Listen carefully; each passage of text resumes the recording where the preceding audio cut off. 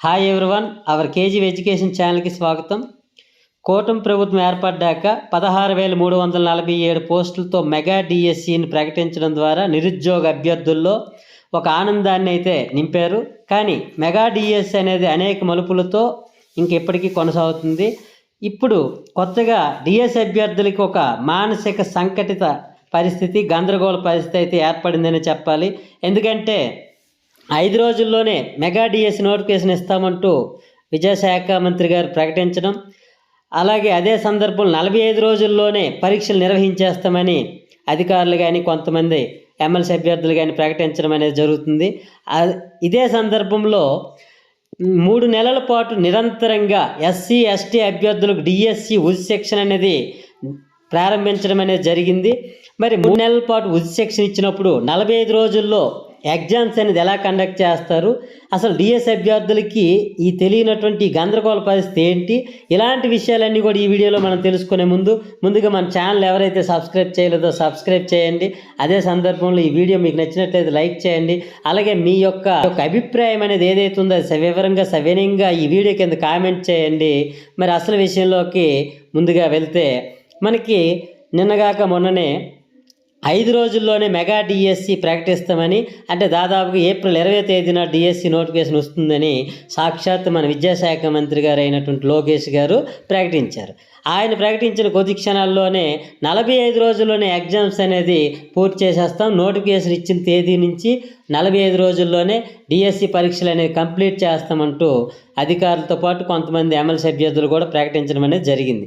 ఈ విధంగా ప్రకటించినప్పుడు మనం ఏప్రిల్ 20వ తేదీకి డిఎస్సి నోటిఫికేషన్ వస్తే 45 రోజులు ఎగ్జామ్స్ అంటే జూన్ 5వ తేదీ నాటికి ఎగ్జామ్స్ అనే ప్రక్రియ ప్రారంభించాల్సి వస్తుంది.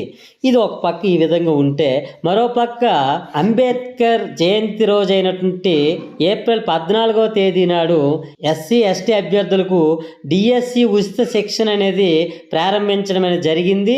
ఆ రోజు నుంచి ఏప్రిల్ 14 నుంచి 3 నెలల పాటు ఈ ఉచిత శిక్షణ అనేది కొనసాగుతుంది, నిరంతరం కొనసాగుతుందని అధికారులు అనేది ప్రభుత్వ స్టడీ సర్కిల్లో ఈ విధంగా జరుగుతుందని ప్రకటించడం జరిగింది. మరి ఈ విధంగా ఆలోచిస్తే ఏప్రిల్ 14వ తేదీ నుంచి 3 నెలల పాటు అంటే మే, జూన్, జూలై, అంటే జూలై 14వ తేదీ వరకు కూడా 3 నెలల పాటు నిరంతరాయంగా ఉచిత శిక్షణ అనేది జరుగుతుంది. ఇక్కడే మనం ఆలోచించాలి.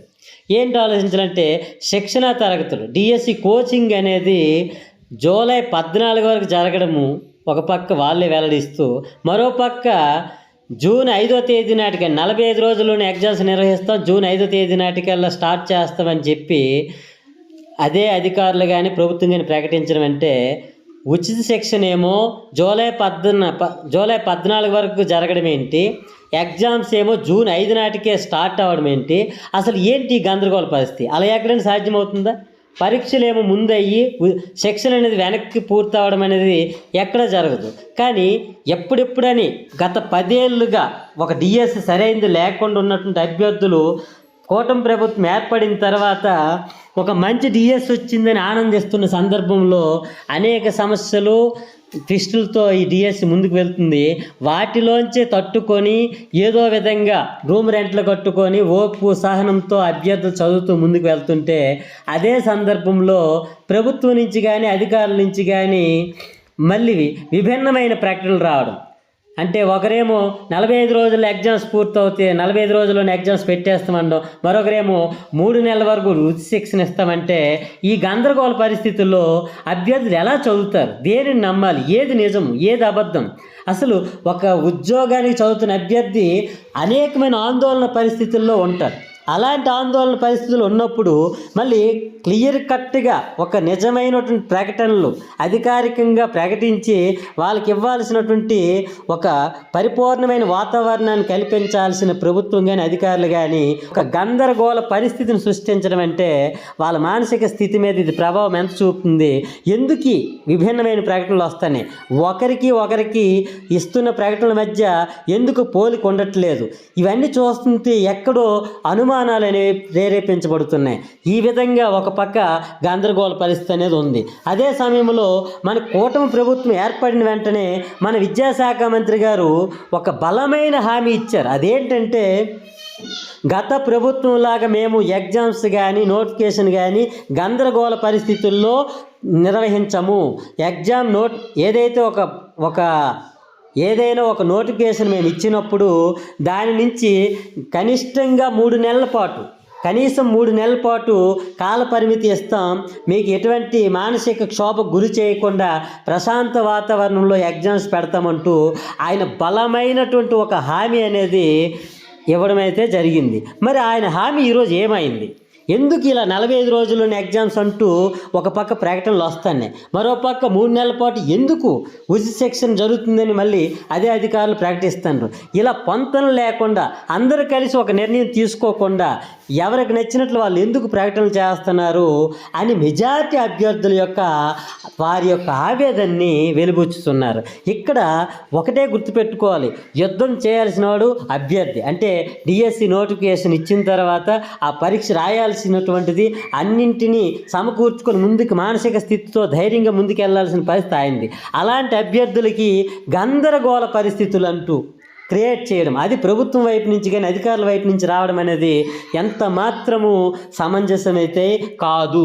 ఈ విషయాన్ని అధికారులు కానీ ప్రభుత్వం కానీ గుర్తెరిగి ఏదైనా ఒక అధికారిక ప్రకటన, స్వచ్ఛమైన కరెక్ట్ అయినటువంటిది ఏది నిజమో అది అధికారికంగా ప్రకటించండి. అన్ని ప్రకటనలు ఒకరే చేయండి.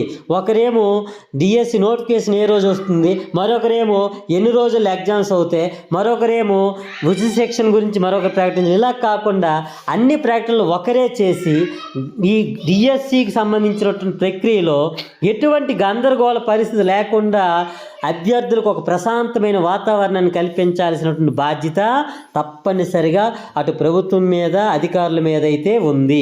ఈ విషయాన్ని గుర్తెరగాలి. అలాగే టెట్కి సంబంధించిన విషయం, టెట్ క్వాలిఫై కానటువంటి అభ్యర్థులు కానీ ఇంతవరకు టెట్ రాయినటువంటి అభ్యర్థుల పరిస్థితి కూడా చాలా గందరగోళ పరిస్థితులు ఉంది. ఎందుకంటే వీళ్ళు అనేక మందిని కలిసి వినతి పత్రాలు ఇస్తున్నారు, నాయకులకు ఇస్తున్నారు, అధికారులకు ఇస్తున్నారు. అలాగే డైరెక్ట్గా విద్యాశాఖ మంత్రి గారికి కూడా ఈమెయిల్స్ రూపంలో వినతులు అనేవి ఇస్తున్నారు. ఇప్పుడు వీళ్ళ వైపు నుంచి ఎలా ఉందంటే, వీళ్ళు ఎవరికి అడిగినా మాకు టెట్ కావాలని ఏ నాయకులను అడిగినా, ఎమ్మెల్సీ గారిని అడిగినా, మంత్రులను అడిగినా, ఎవరిని అడిగినా మీకైతే తప్పనిసరిగా టెట్ ఉంటుంది, లోకేష్ గారి మనసులో ఈ విషయం ఉంది, ఆయన పరిష్కరిస్తారంటూ హామీ ఇవ్వడం అనేది చాలా నిర్ద్వందంగా ఇస్తున్నారు. అంటే పరిపూర్ణంగా విశ్వాసంతో ఇస్తున్నారు. మరి టెట్ అభ్యర్థులు టెట్ వస్తుందని ఆశతో, ఎందుకంటే కూటమి ప్రభుత్వం నిరంతరం ప్రజల యొక్క శ్రేయస్సు కోసం ఆలోచిస్తుంది, అందులోనే భాగంగానే మనకు మెగా డిఎస్ వచ్చింది.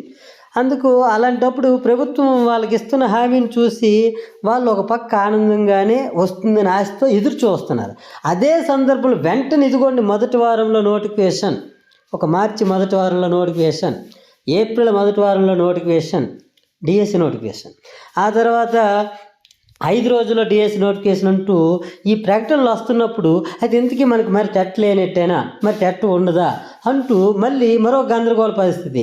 ఒక పక్కేమో వినతి పత్రం ఇచ్చినప్పుడు వాళ్ళు ఇస్తున్న హామీకి టెట్ ఉందంటూ హామీతో కొంత ఆనందం, అదే సందర్భంలో సాయంత్రం అయ్యేసరికి మరో ప్రకటన వచ్చేసరికి టెట్ మరి ఉండదా, మన పరిస్థితి ఏంటి, మెగా డిఎస్సిలో మనకు అవకాశం ఉండదా అంటూ లక్షలాది మంది టెట్ క్వాలిఫై కానటువంటి మరియు అసలు టెట్టే రాయనటువంటి ఈ ఫ్రెషర్స్ ఎవరైతే ఉన్నారో వీళ్ళందరూ కూడా చాలా ఆందోళనకి గురవుతున్నారు.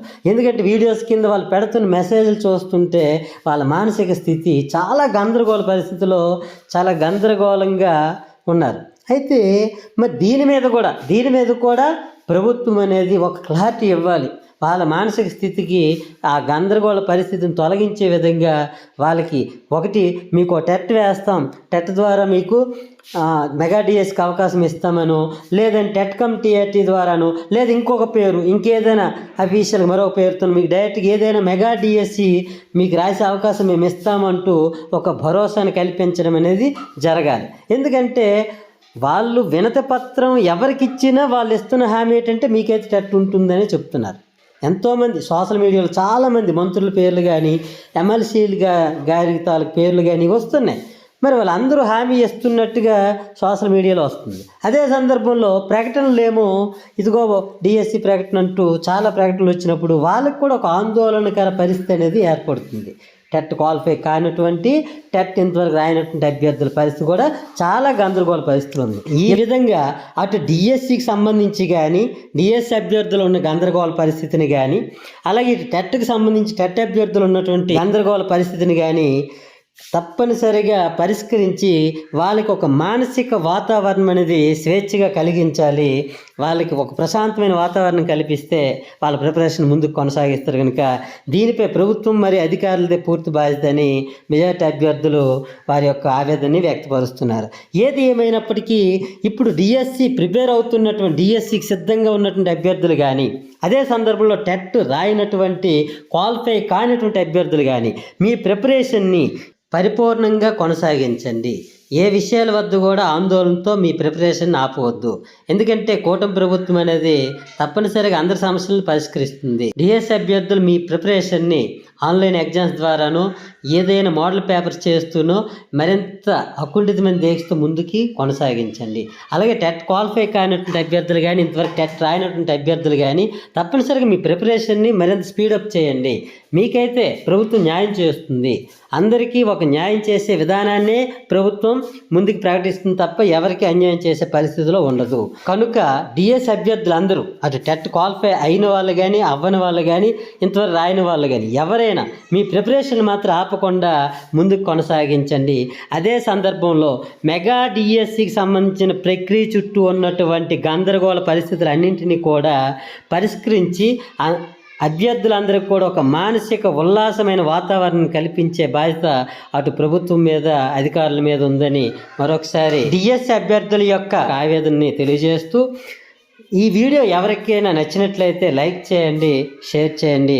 అదే సందర్భంలో సవివరంగా సవినయంగా మీకు టెట్ కావాలా వద్దా, అలాగే డిఎస్సి ప్రిపరేషన్కి ఎంత సమయం కావాలి, డిఎస్సి ప్రిపరేషన్కి 45 రోజులు సరిపోతుందా, 3 months కావాలా, ఇలాంటి విషయాన్ని ఒక వివరంగా ఒక కామెంట్ రూపంలో ఈ వీడియో కింద పెట్టండి. అందరికీ మంచి జరగాలని కోరుకుంటూ ఓకే, థ్యాంక్ యూ.